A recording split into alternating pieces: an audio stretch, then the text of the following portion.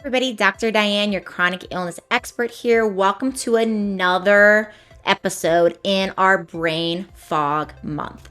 So essentially this month we're focusing on brain fog. We've talked about a lot of things. Today we're talking about testing. So I've already talked about making sure you work with your doctor to rule out any big bad problems, the scary stuff as far as brain fog. But we want to talk about what happens most of the time, which is those big, bad, scary tests are normal, and then you're left with what the heck is causing us.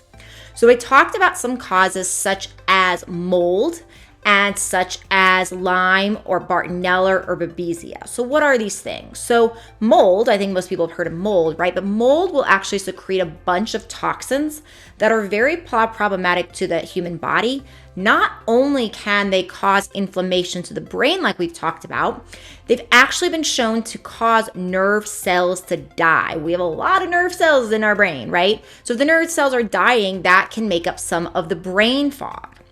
So essentially, sounds very scary, but we can get these toxins out.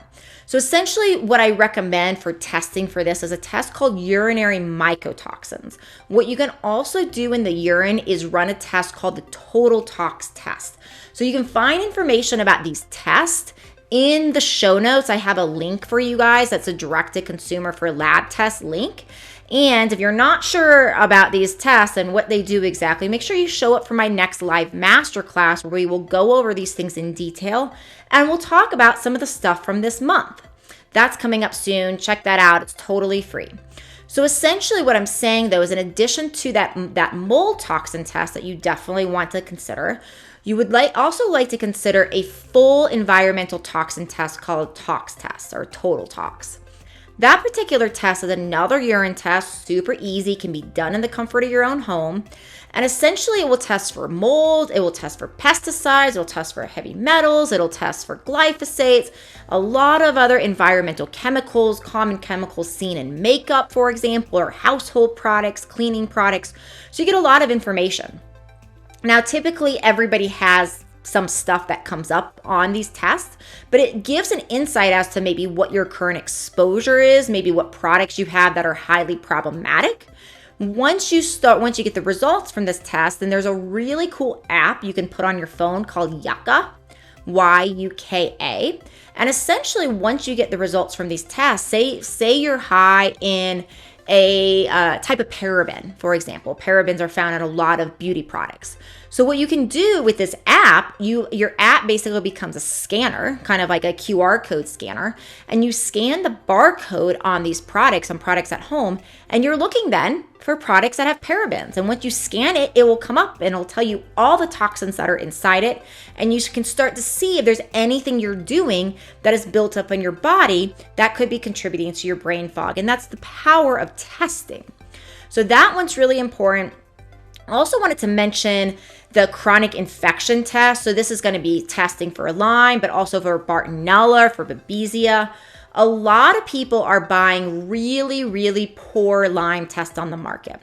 Lyme is basically caused by a species called Borrelia burgdorferi, but there's also a lot of other bacteria that are very similar, slightly different species, that can cause brain fog.